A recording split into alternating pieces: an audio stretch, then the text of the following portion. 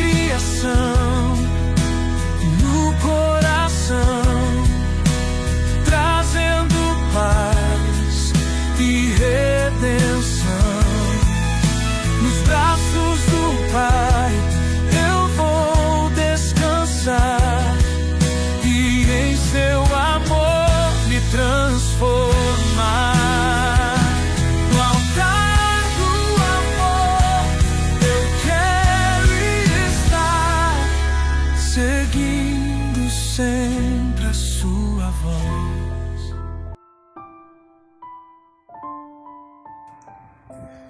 Muito bem, nenhum dia sem Bíblia. Vamos seguindo aí no ano 2025. Esse é o nosso lema, todos os dias desse ano, nenhum dia sem Bíblia. Consequentemente, nenhum dia sem a presença de Deus, nenhum dia sem a direção, sem o cuidado de Deus, né? Que através da sua palavra nós vamos alcançando tudo o que precisamos. Dias bons e dias maus fazem parte da nossa rotina, mas com a presença de Deus vamos superando dia a dia em nome de Jesus. Hoje nós vamos ler Êxodo capítulo 31, do versículo, livro de Êxodo 31, 32 e 33 e Mateus 21, do 1 ao 22. Vamos lá. A escolha dos artesãos do templo ou do tabernáculo. Disse então o Senhor a Moisés: eu escolhi Bezalel, filho de Uri, filho de Ur, da tribo de Judá, e o enchi do Espírito de Deus, dando-lhe destreza, habilidade, plena capacidade artística. Veja bem, Deus dá dom, mas através do Espírito dele, as nossas habilidades são potencializadas. Então veja bem, ele já era um artífice, ele já trabalhava fazendo obras, né, especiais ali através de ouro, prata, mas quando o Espírito de Deus vem sobre nós, o extraordinário se manifesta. Então, se você é músico, quando o Espírito de Deus se manifesta, você toca muito melhor. Quando você dirige, com o Espírito de Deus está sobre você, você se torna um motorista muito melhor, um cozinheiro muito melhor, uma pessoa muito melhor. Então, independente do que somos, devemos buscar a presença de Deus, porque aquilo que somos se tornará muito melhor. Verso 4. Para desenhar e executar trabalhos em ouro, prata e bronze, para talhar e esculpir pedras, para entalhar madeiras e executar todo tipo de obra artesanal. Além disso, designei a Oliabe, filho de Aizamaque, da tribo de Dan, para auxiliá-lo. Também capacitei todos os artesãos para que executem tudo o que eu lhe ordenei. A tenda do encontro, a arca da aliança e também e a tampa que está sobre ela, e todos os outros utensílios da tenda, a mesa com os seus utensílios, o candelabro de ouro puro e os seus utensílios, o altar do incenso, o altar do holocausto com os seus utensílios, a bacia com sua base, as vestes litúrgicas, tanto as vestes sagradas para Arão sacerdote, como as vestes para os seus filhos, quando servirem como sacerdote, e o óleo para a unção e o incenso aromático para o lugar santo. Tudo deve ser feito exatamente como eu lhe ordenei. Quer dizer, Deus ele tem uma direção nos mínimos detalhes para qualquer situação e qualquer coisa. Esse negócio de tá bom não provém de Deus, gente. Disse ainda o Senhor a Moisés: diga aos israelitas que guardem os meus sábados. O sábado aqui eu já expliquei que é o nosso domingo hoje, porque o calendário é diferente, eles não eram por dias da semana, e sim por referência do nome sábado. O nome sábado significa dia do Senhor. 6 dias trabalharás e no 7º descansarás. Quer dizer, você vai tirar para o Senhor, dedicar um dia da semana ao Senhor. E ainda, infelizmente, nós temos pessoas que, no mundo, né, não é na Mivoc, mas no geral, que não entenderam isso ainda. Conseguem fazer tudo, dar conta de tanta coisa e só incluem mais compromisso nos seus dias, mas não tem aquele senso de responsabilidade, de fidelidade, dizendo: este dia ou esta hora é do Senhor na minha vida. Às vezes nós não fazemos isso e queremos tudo do Senhor para nós, mas não temos aquela prioridade de pelo menos aquele dia aquela hora ser do Senhor na nossa vida. Isso é sério, viu, gente? O que mais que a gente aprende aqui? Vamos direto para o versículo 12. Disse ainda o Senhor a Moisés: diga aos israelitas que guardem os meus sábados. Isso será um sinal entre mim e vocês, geração após geração. Aqui está, é perpétuo, é eterno. Isso aqui não foi revogado e nunca será. A fim de que saiba que eu sou o Senhor, que os santifica. Então, a diferença entre consagração e santificação. E santificação, porque a consagração nos achega a Deus. A santificação nos tira o que não presta de dentro de nós. Então, nós nos consagramos ao Senhor, nós nos achegamos a Ele, nos santificamos ao Senhor. Então, nós tiramos o que não é do Senhor dentro de nós. Guardem o sábado, pois para vocês é santo. Aquele que o profanar terá que ser executado. Neste tempo de hoje, se isso aqui ainda estivesse valendo lei, muita gente hoje não estaria mais em nosso meio. Porém, hoje é graça, é um favor imerecido. Por isso que eu brinco dizendo, ficou tão fácil que se tornou difícil. Antigamente tinha uma punição, hoje não tem punição. A surpresa vai ser quando partirmos dessa terra ou quando Jesus voltar. Aí não tem mais jeito. Quem fizer algum trabalho nesse dia será eliminado do meio do meu povo. Quer dizer, naquele tempo era rigoroso, esse dia não podia trabalhar. Hoje tem as escalas de trabalho, tem, normal, temos comércios, pessoas trabalham por conta, os vendedores ambulantes, mas desde que tenham a ciência de que pelo menos 1 hora, 2 horas naquele dia, numa reorganização da vida, consagre ao Senhor. Pessoa que coloca a culpa no trabalho ou em qualquer coisa para justificar a sua ausência e dizer: Deus entende porque eu não tenho tido tempo, porque eu trabalho, porque eu estudo, porque a correria, não tenho tempo. Lembra desse versículo aqui, dessa frase: será eliminado do meio do meu povo. Não vai ser morto não, eliminado do meio do meu povo. Talvez você não sinta reflexo aqui, mas um dia esse tipo de pessoa poderá dizer para o Senhor: eu preguei, eu fiz acontecer. Deus vai dizer: eu não vos conheço. Você vê, a pessoa é bom de argumento, que até diante do Senhor é que ele ia argumentar. Os argumentos nos tiram da presença de Deus, se a gente não tiver cuidado. Seguindo aqui, gente.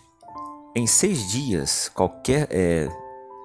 versículo 15. Em 6 dias, qualquer trabalho poderá ser feito, mas o 7º dia é o sábado, ou o dia do Senhor, que para nós é o domingo, o dia de descanso consagrado ao Senhor.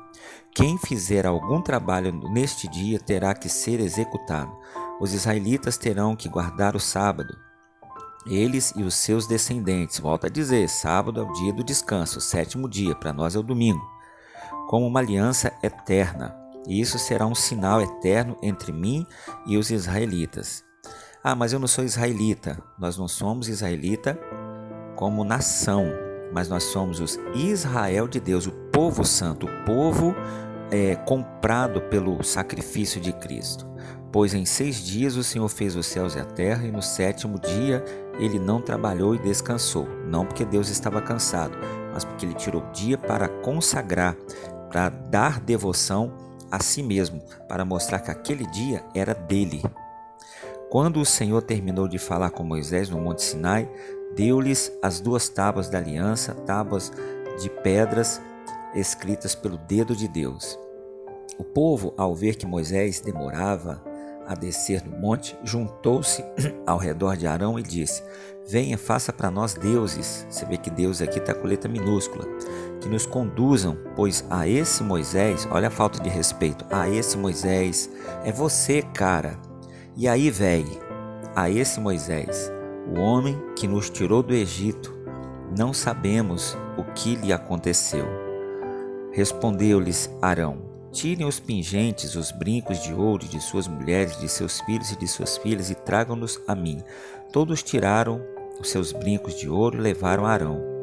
Ele os recebeu e os fundiu, transformando tudo num ídolo que modelou com uma ferramenta própria, dando-lhe a forma de um bezerro.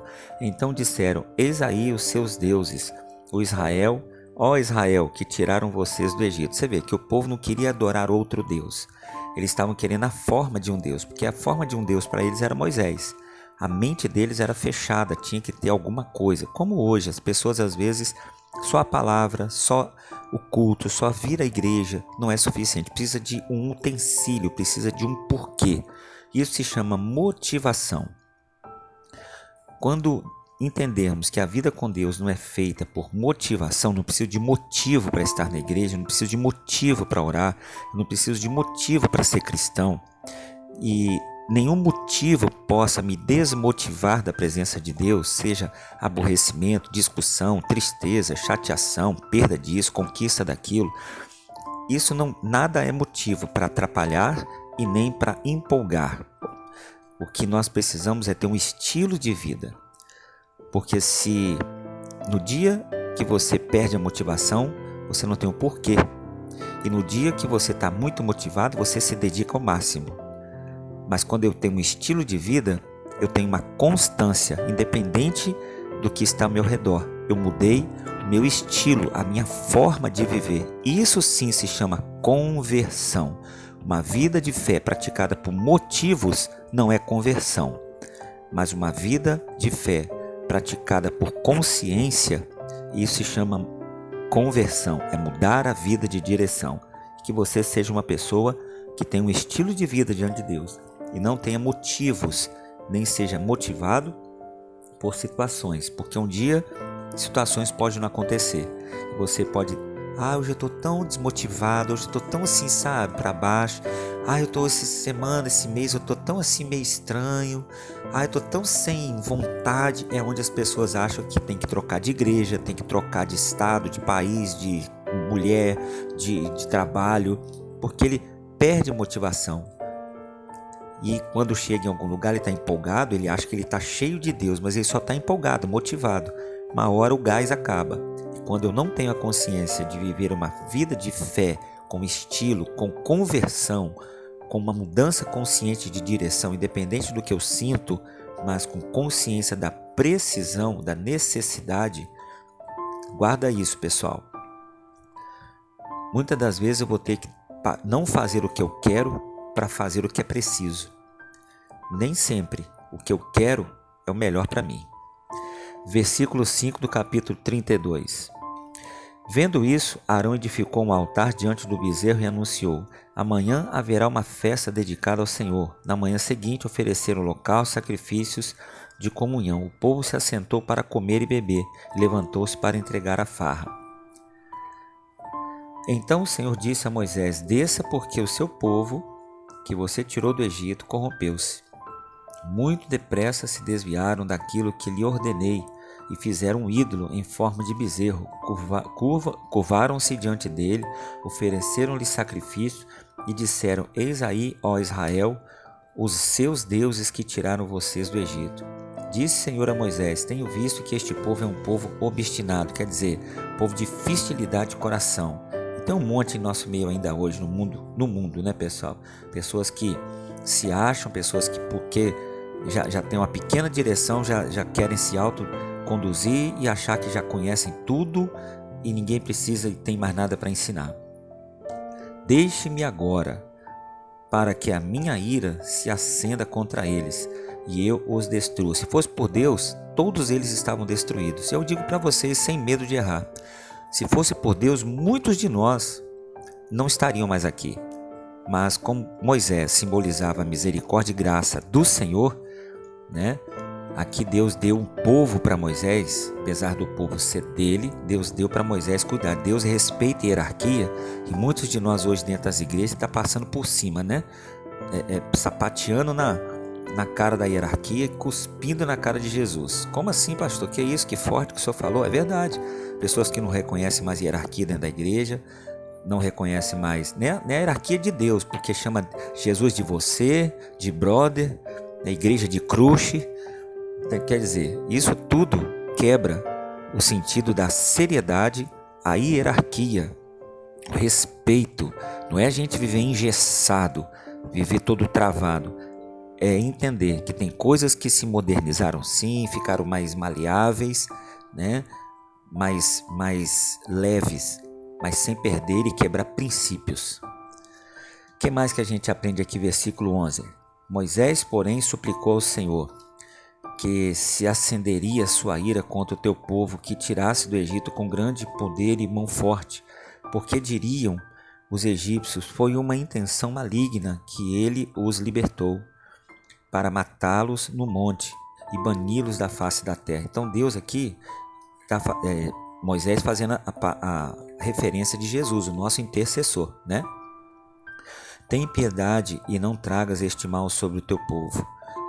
Lembra-te dos teus servos Abraão, Isaque e Jacó, os quais jurastes por ti mesmo. Farei que os seus descendentes sejam numerosos como as estrelas dos céus, e lhes darei toda esta terra que lhes prometi, que será sua herança para sempre. Aqui Moisés não está falando com Deus, tentando convencer Deus, está tentando buscar a justiça, aquilo que é justo. E Deus, como é justo, para Deus a justiça seria matar o povo. Moisés, como intercessor, simbolizando Jesus, está dizendo, é justo, eles merecem, porém é a misericórdia, é a anulação daquilo que eles merecem.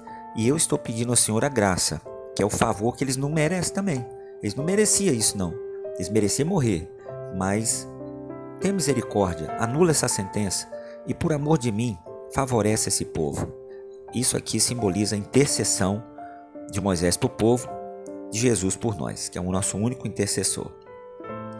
Aí, o que mais que a gente aprende aqui? No versículo, continuando aqui no versículo ainda 13, na parte B aqui, ó, farei que os seus descendentes sejam numerosos. Ele fala com Deus, ele argumenta, né? Versículo 14. Sucedeu que o Senhor, então, arrependeu-se do mal que ameaçara fazer. O que é arrepender aqui? A tradução do hebraico para o latim e o português traz como palavra arrependimento, que é quase que uma intenção de voltar atrás. Só que não é voltar atrás, é repensar e fazer aquilo que é justo, tá, pessoal? Deus não se arrepende não, porque ele não é homem. Então Moisés desceu do monte, levando nas mãos as 2 tábuas da aliança. Estavam escritas em ambos os lados, frente e verso. As tábuas tinham sido feitas por Deus, o que nelas estava gravado fora escrita por Deus. Quando Josué ouviu o barulho do povo gritando, disse a Moisés, há barulho de guerra no acampamento. Respondeu Moisés, não, é canto de vitória, não é canto de vitória nem canto de derrota, mas ouço o som de canções. Quando Moisés aproximou-se do acampamento e viu o bezerro e as danças, irou-se e jogou as tábuas no chão, ao pé do monte, quebrando-as. Pegou o bezerro que ele tinha feito e os destruiu no fogo depois de moê-lo até virar pó. Espalhou-o na água e fez com que os israelitas a bebessem. E perguntou a Arão, que lhe fez este povo para que você levasse a tão grande pecado? Respondeu Arão, não te enfureças, meu senhor. Tu bem sabes como este povo é propenso para o mal. Eles me disseram, faça para nós deuses que nos conduzam, pois não sabemos o que aconteceu com Moisés, o homem que nos tirou do Egito. Então, tá vendo aqui, ó, aqui em base o que eu falei. Eles tinham uma referência, pessoa de Moisés. Moisés sumiu e precisava de outra coisa para dar referência. E Arão, como era irmão de Moisés, habilidoso na feitura de imagem, de escultura, o que ele fazia no Egito, ainda dentro dele tinha um formato, quer dizer, Arão estava num processo de conversão, apesar de ter sido grandemente usado por Deus. Não confunda, irmãos, consagração, santificação. Eles foram consagrados, você vê que aqui, lá atrás nós lemos, eles foram consagrados a sacerdotes, mas ainda eles precisavam de muita santificação para purificar o interior. A imagem ainda que eles tinham na mente de Deus era um Deus ainda físico, não um Deus invisível. Versículo 25. Moisés viu que o povo estava desenfreado e que Arão o tinha deixado fora do controle, tendo se tornado objeto de riso para os seus inimigos. Então ficou em pé à entrada do acampamento e disse, quem é pelo Senhor, junte-se a mim. Todos os levitas se juntaram a ele. Declarou-lhes também, assim diz o Senhor, o Deus de Israel, pegue cada um sua espada, percorra o acampamento de tenda em tenda e mate o seu irmão, o seu amigo e o seu vizinho. Fizeram os levitas conforme Moisés ordenou, e naquele dia morreram cerca de 3.000 dentre o povo. Disse então Moisés, hoje vocês se consagraram ao Senhor, pois nenhum de vocês poupou seu filho e o seu irmão, de modo que o Senhor os abençoou neste dia. No dia seguinte, Moisés disse ao povo: vocês cometeram um grande pecado, mas agora subirei ao Senhor e talvez possa oferecer propiciação pelo pecado de vocês. Naquele tempo, tá vendo? Era com ferro fere, com ferro seria ferido. Pagaria um preço alto com a própria vida. Assim Moisés voltou ao Senhor e disse: ah, que grande pecado cometeu este povo! Fizeram para si deuses de ouro. Mas agora eu te rogo, perdoa-lhes o pecado, senão risca-me do teu livro que escreve. Respondeu o Senhor a Moisés: riscarei do meu livro todo aquele que pecar contra mim. Agora vá, guie o povo ao lugar de que lhe falei, e meu anjo irá à sua frente. Todavia, quando chegar a hora de puni-los, eu os punirei pelo pecado deles. E o Senhor feriu o povo com uma praga, porque quiseram que Arão fizesse o bezerro. Depois ordenou o Senhor a Moisés: saia deste lugar com o povo que você tirou do Egito e vá para a terra que prometi com juramento a Abraão, a Isaque e Jacó, dizendo: eu a darei a seus descendentes. Mandarei à sua frente um anjo e expulsarei os cananeus, amorreus, hititos, ferezeus, heveus e jebuseus. Vão para a terra onde mana leite e mel, mas eu não irei com vocês, pois vocês são um povo obstinado e eu poderia destruí-los no meio do caminho. Quando o povo ouviu estas palavras terríveis, começou a chorar, e ninguém usou enfeite algum. Isso porque o Senhor ordenara que Moisés dissesse aos israelitas: vocês são um povo obstinado. Se eu fosse com vocês, ainda por um tempo, só por um momento, eu os destruiria. Agora tirem os seus enfeites e eu decidirei o que fazer com vocês. Por isso, do Monte Horebe em diante, os israelitas não usaram mais nenhum enfeite. Moisés costumava montar uma tenda do lado de fora do acampamento. Ele a chamava tenda do encontro. Quem quisesse consultar o Senhor ia à tenda fora do acampamento, como se fosse uma igreja, uma capela. Sempre que Moisés ia até lá, todo o povo se levantava e ficava em pé à entrada de suas tendas, observando até que ele entrasse na tenda. Assim que Moisés entrava, a coluna de nuvem descia e ficava à entrada da tenda, enquanto o Senhor falava com Moisés. Quando o povo via a coluna de nuvem parada à entrada da tenda, todos prestavam adoração em pé, cada qual na entrada de sua própria tenda. O Senhor falava com Moisés face a face, com quem fala com seu amigo. Depois Moisés voltava ao acampamento, mas Josué, filho de Num, que lhe servia como auxiliar, não se afastava dele. É o molde, né, gente? Hoje as pessoas querem andar sozinhas, querem se autodirecionar, não tem uma referência de ninguém, pega a referência daquilo que mais prevalece, mas aquele que está mais perto, que seria o melhor molde, as pessoas estão ignorando hoje. Pegam referência de pessoas que nunca viu, nunca chegou perto, só por causa da internet, por causa de uma fala ou de uma coisa que agrada, mas aquilo que seria para moldar caráter, comportamento, transformação como pessoa, hoje não temos mais moldes. São pouquíssimas pessoas que se deixam moldar ou amoldar, principalmente para a palavra de Deus, né? Ficam com muito livros de autoajuda, mas ignoram a ajuda do alto. Olha que coisa séria. Disse Moisés diante da glória de Deus: disse Moisés ao Senhor: tu me ordenaste, conduza este povo, mas não me permite saber quem enviarás comigo. Disseste: eu o conheço pelo nome, e de você tenho me agradado.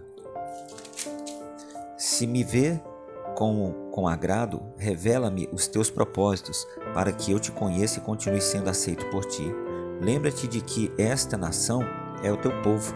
Respondeu o Senhor: eu mesmo o acompanharei e lhe darei descanso. Então Moisés lhe declarou: se não fores conosco, não nos envies. Como se saberá que eu e o teu povo podemos contar com o teu favor se não nos acompanhares?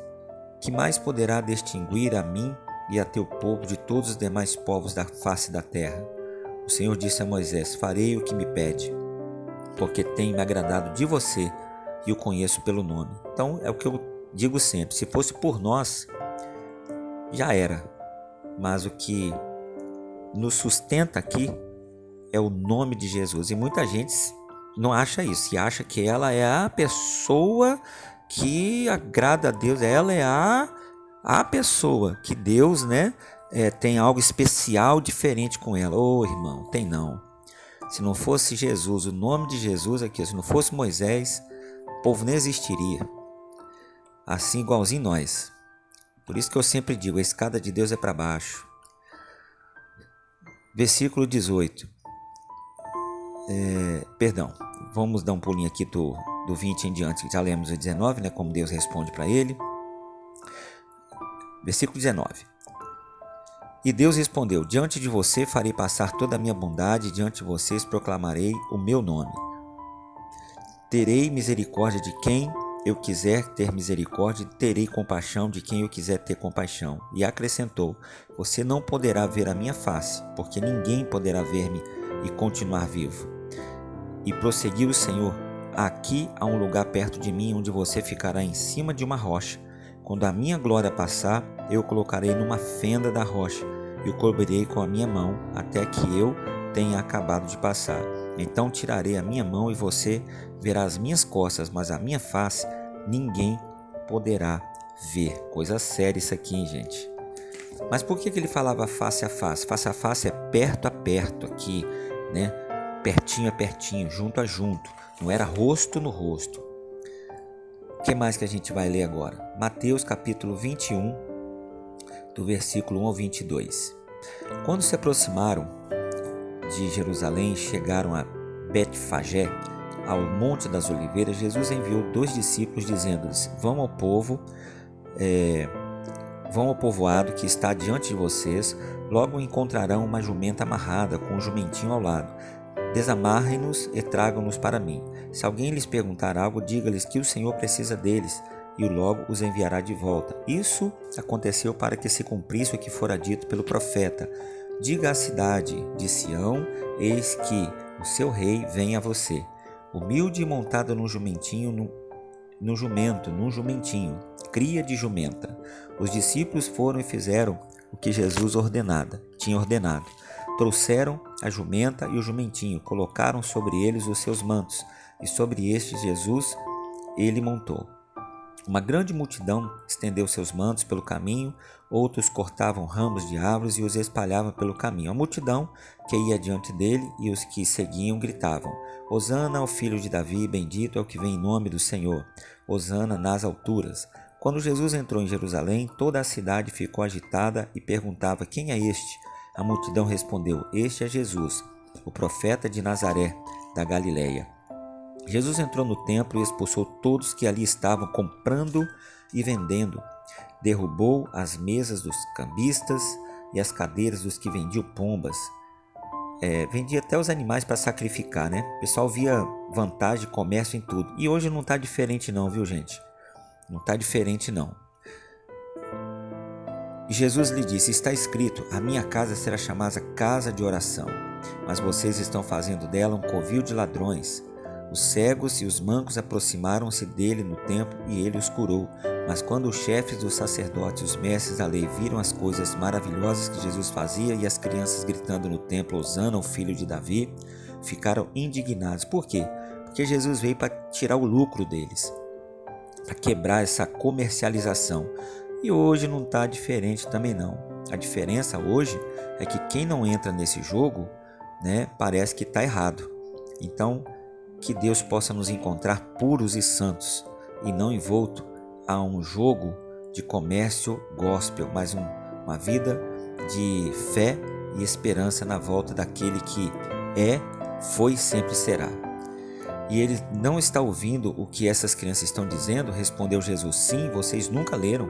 Dos lábios das crianças e dos recém-nascidos suscitastes louvor. E deixando-os saiu da cidade para Betânia, onde passou a noite. De manhã cedo, quando voltava para a cidade, Jesus teve fome. Vendo uma figueira à beira do caminho, aproximou-se dela, mas nada encontrou, a não ser folhas. Então lhe disse: nunca mais dê frutos. Imediatamente as árvores secou. Aqui tem uma demonstração de que, apesar da Bíblia mostrar aqui, né, ao verem isso, os discípulos ficaram espantados e perguntaram: como a figueira secou tão depressa? Jesus respondeu: eu lhes asseguro que se vocês tiverem fé e não duvidar, poderão fazer não somente o que foi feito à figueira, mas também dizer a este monte: levanta-te e atira-te no mar, e assim será feito. E tudo o que lhe pedir em oração, se crerem, vocês receberão. É aqui que as pessoas ditam, grande ditado, né? A fé remove montanhas. Só que não, pessoal. Aqui tem um detalhe muito importante. Primeiro, a figueira. Jesus ele não mostra, não se impressiona, o céu não se impressiona com a aparência. O Senhor quer frutos, resultados, quer a obra da fé que eu digo ter, e não uma demonstração apenas de aparência. Segunda coisa, nós aprendemos aqui, né, a questão da fé. Não é a fé que remove a montanha. A montanha é a situação, é a palavra. Versículo 22 diz: tudo que pedires em oração, tudo que pedirem em oração. E aí aqui mais para frente, mas também dizer, no versículo 21, finalzinho aqui, eu lhes asseguro que vocês tiverem fé e não duvidarem, poderão fazer não somente o que foi feito à figueira, mas também dizer a este monte. Então não é a fé que remove a montanha, é a palavra, dizer: levanta-te e atira no mar, e assim será feito. Então, quando você se dirigir ou enfrentar uma batalha, não basta ter fé, tem que ter fé e atitude. Jesus entrou no templo e, enquanto ensinava, aproximaram-se dele os chefes dos sacerdotes e os líderes religiosos do povo e perguntaram: com que autoridade está fazendo essas coisas? E quem te deu tal autoridade? Respondeu Jesus: eu também lhes farei uma pergunta. Se vocês me responderem, eu os direi com que autoridade eu estou fazendo essas coisas. De onde era o batismo de João? Do céu ou dos homens? Eles discutiam entre si, dizendo: se dissermos do céu, ele perguntará: então por que vocês não creem nele? Mas se dissermos dos homens, temos medo do povo, pois todos consideramos João um profeta. Eles responderam a Jesus: não sabemos. E ele lhes disse: tampouco lhes direi com que autoridade estou fazendo essas coisas. O que acham? Havia um homem que tinha 2 filhos. Chegando ao primeiro, disse: filho, vá trabalhar hoje na vinha. E este respondeu: não quero. Mas depois mudou de ideia e foi. O pai chegou ao outro filho e disse a mesma coisa. Ele respondeu: sim, senhor, mas não foi. Qual dos 2 fez a vontade do pai? O primeiro, responderam eles. Jesus lhe disse: digo-lhes a verdade.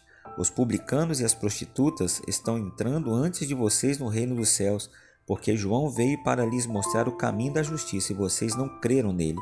Mas os publicanos e prostitutas creram, e mesmo depois de verem isso, vocês não se arrependem, nem creiam neles.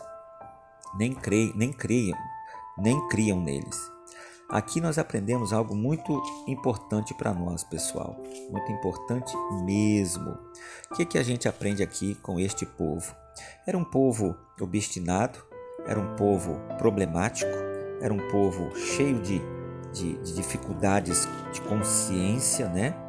De consciência, mas era um povo que vivia, vamos dizer assim, cheio de achismos, né? Vamos colocar. E esses achismos deste povo faziam com que essas pessoas vivessem uma fé ilusória, né? Achando que palavras fazem a diferença. Mas Jesus mostrou aqui que palavras não faz diferença não. O que faz diferença é a atitude. Por isso que ele deu o exemplo dos 2 filhos. Um falou que não ia, mas acabou indo. Isso é chamado. O outro falou que ia, mas não foi. E depois chega com a desculpinha que não deu para ir. Então, quem quer, faz acontecer. Quem não quer, dá desculpa. É o que Jesus está ensinando aqui para nós. Um grande abraço, gente. Fiquem todos na paz. Finalizamos aqui hoje, né, no versículo 20 e 32. E vamos amanhã finalizar do 33 ao 45. Forte abraço, Deus abençoe e até a próxima.